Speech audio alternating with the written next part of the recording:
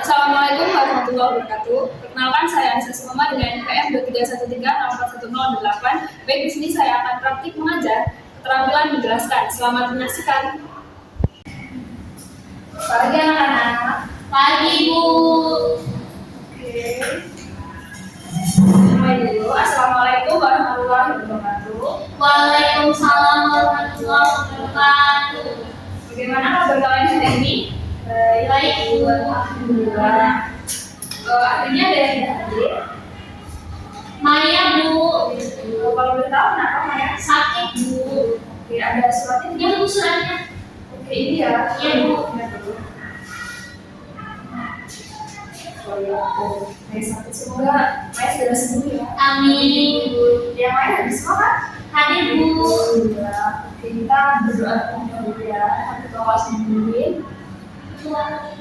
Baik, sebelum mulai belajar hari ini, kita mulai berdoa bersama dan kekayaan semakin damai. Sudah selesai.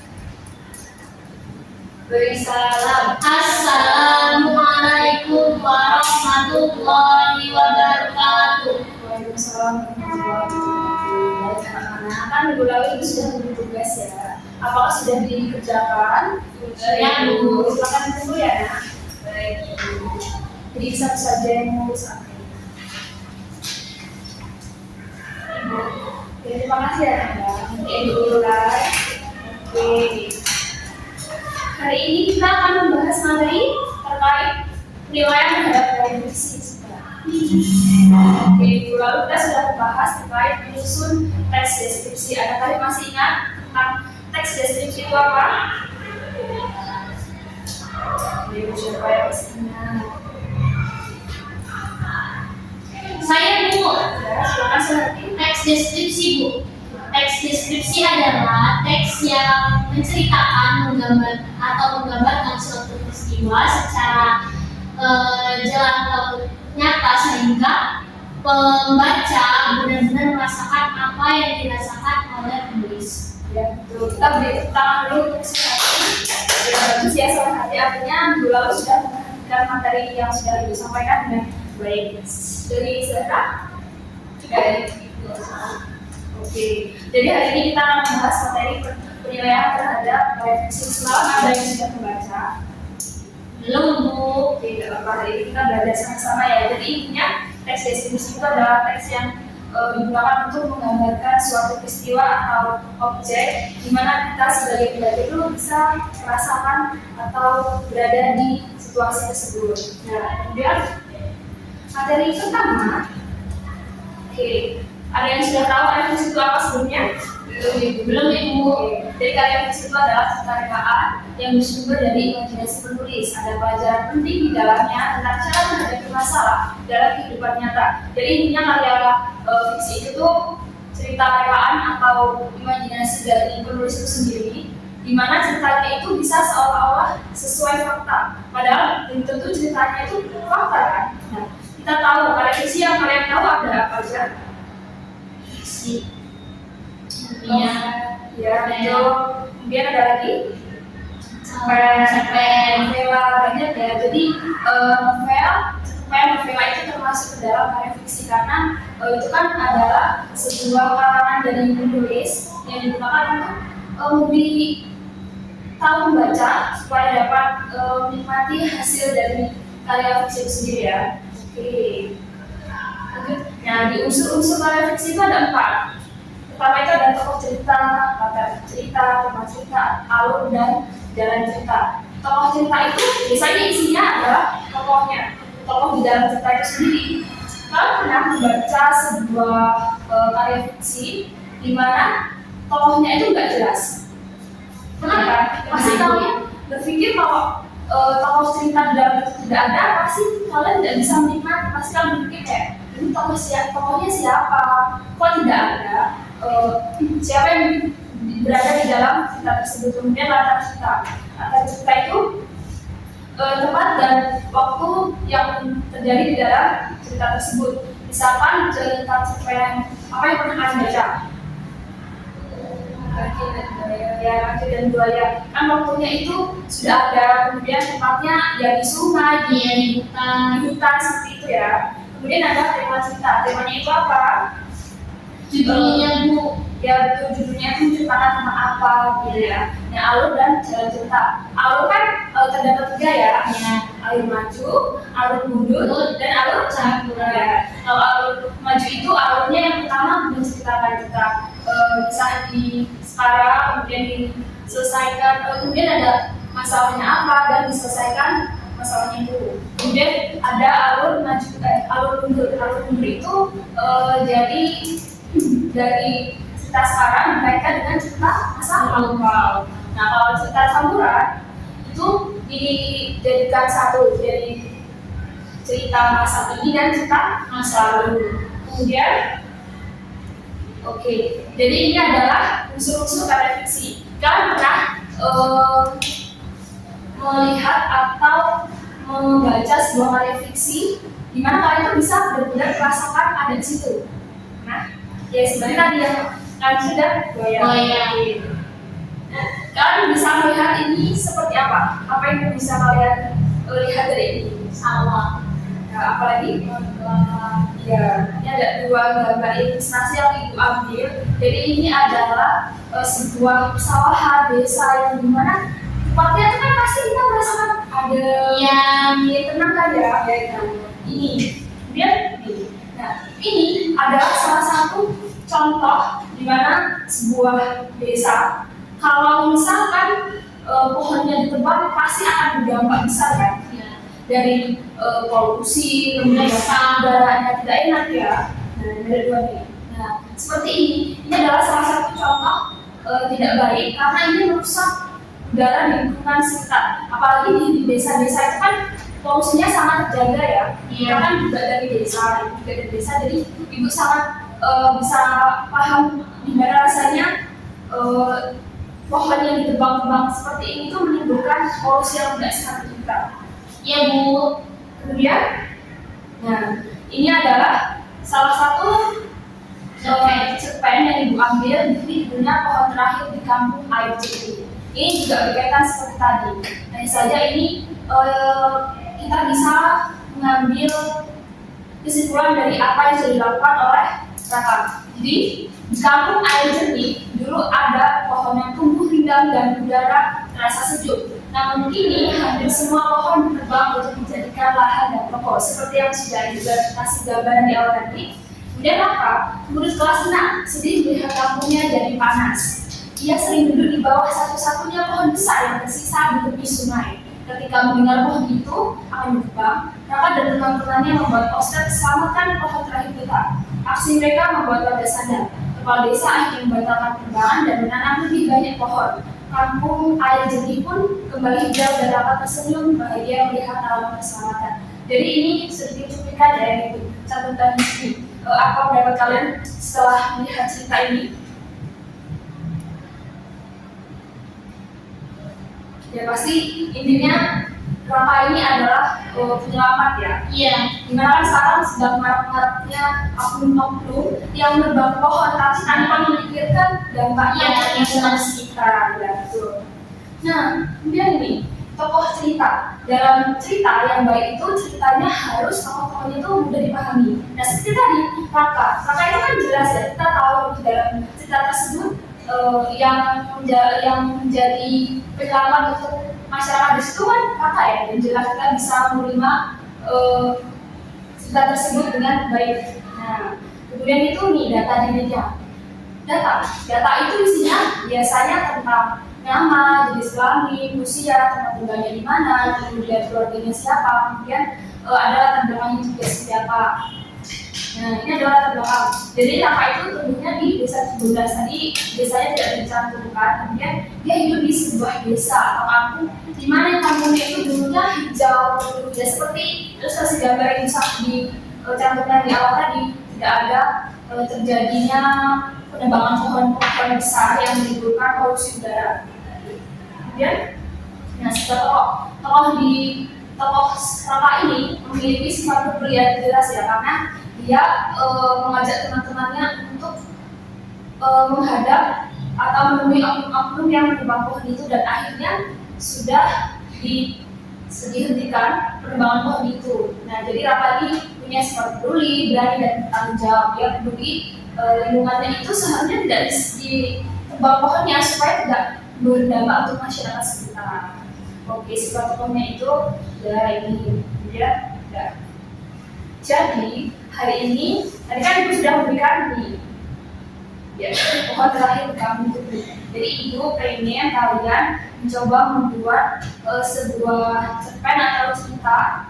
Ya temanya boleh bebas apa saja, tapi seperti ini ya, mengikuti unsur-unsur yang di awal tadi. Nah, tokoh, latar cerita, tema cerita dan alur ya. Ya, silakan dikerjakan. Temanya bebas Bu. Boleh bebas apa saja.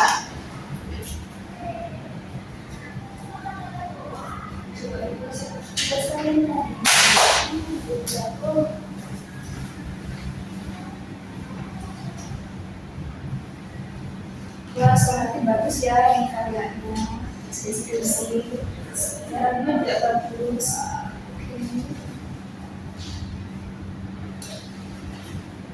Bagaimana? Wah, sudah dimulai coba seperti apa? Saya menulis mengenai cerita semu dengan Rapadi. Itu bagaimana? Itu menceritakan tentang perbuatan yang baik itu pasti akan dibalas dengan baik. Ya, betul.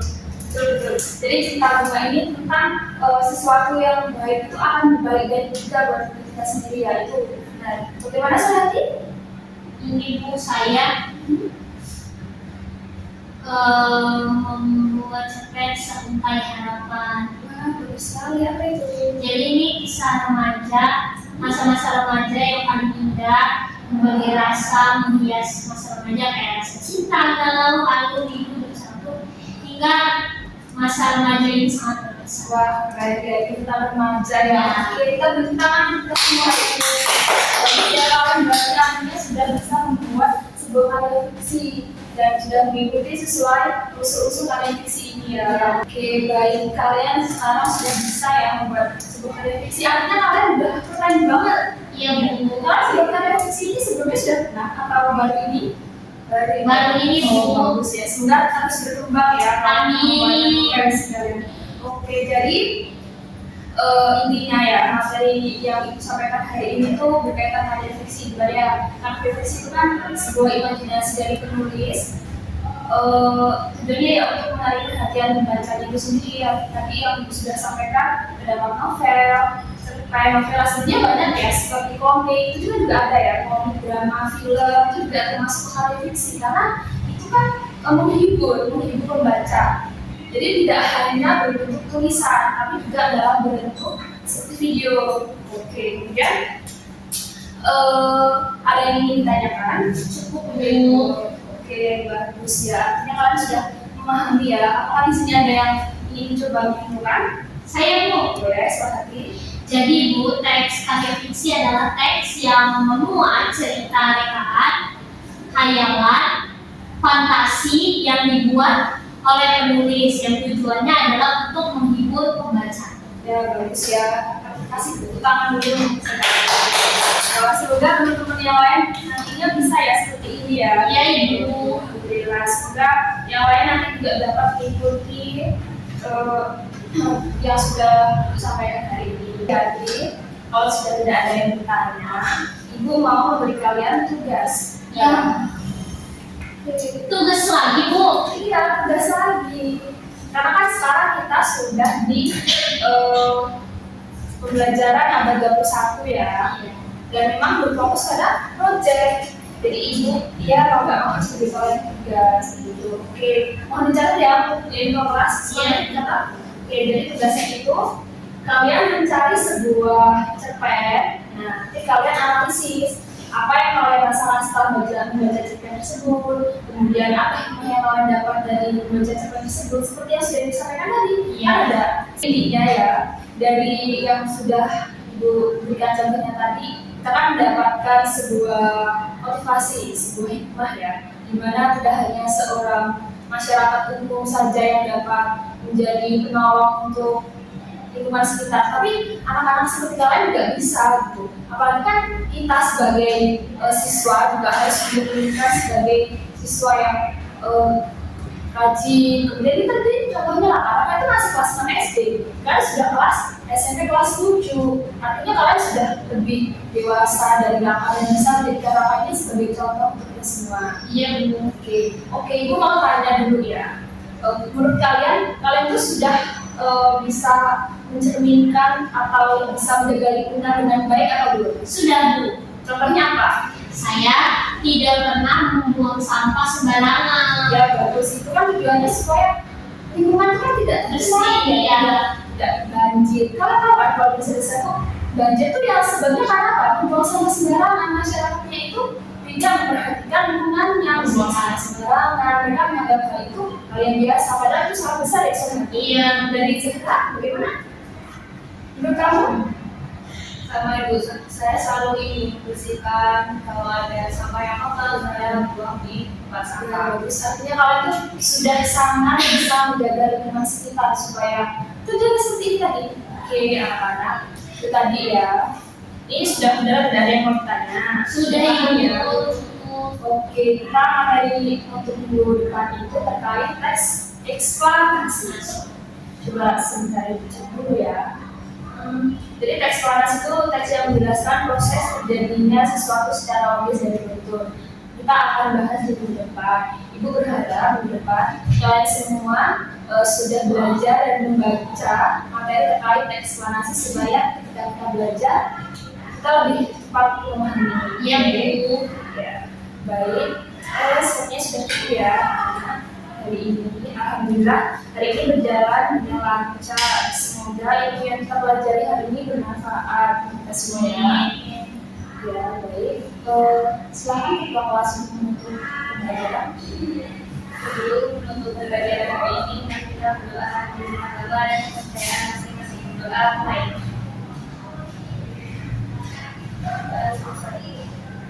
Waalaikumsalam. Assalamualaikum warahmatullahi wabarakatuh. Ya, waalaikumsalam warahmatullahi wabarakatuh. Terima kasih ya anak semua. Semoga hari ini Maya yang sudah hadir sudah diberikan kesembuhan. Amin. Dan untuk anak-anak yang hadir hari ini semoga terus selalu diberi kesehatan. Amin ya Allah. Oke, itu ya. Assalamualaikum warahmatullahi wabarakatuh. Waalaikumsalam warahmatullahi wabarakatuh. Terima kasih Bu. Selamat pagi. Selamat pagi Bu. Permisi ya. Iya Bu. Terima kasih Ibu Istiqomah atas materi yang telah disampaikan. Saya akan menilai tentang keterampilan dan menjelaskan dari Ibu Isti. Yang pertama itu ada kejelasan. Poin pertama, guru menyadari adanya keterbatasan dan perbendaharaan kata-kata dan ungkapan yang dimiliki siswa. Maka itu guru tidak menggunakan kalimat yang terbelit-belit. Ya, guru menghindari penggunaan kata-kata yang meragukan dan berlebihan. Ya. Lalu poin kedua, penggunaan contoh dan ilustrasi. Tadi guru sudah memberikan contoh dan ilustrasi ya, Ibu Isti. Lalu yang ketiga, pengorganisasian. Tadi guru sudah menunjukkan dengan jelas pola dan struktur sajian khususnya hubungan antara contoh dan generasi itu hukum dan rumus dari materi yang telah disampaikan. Lalu butir-butir penting dalam penjelasan diberi tekanan dengan cara mengulanginya. Ia tadi sudah diulangi oleh Ibu Isti dan seterusnya. Lalu pemberian tekanan juga diberikan dengan menggunakan gambar-gambar demonstrasi atau benda sebenarnya. Tadi sudah diberikan contoh ilustrasi gambarnya. Lalu yang poin selanjutnya yaitu balikan. Guru mengajukan pertanyaan untuk mengetahui pemahaman minat murid. Tadi sudah diberikan dan sudah bagus. Guru menggunakan balikan itu untuk menyesuaikan ketepatan atau mengubah maksud penjelasan itu. Ya, tadi sudah diberikan oleh Ibu Isti. Sekian penjelasan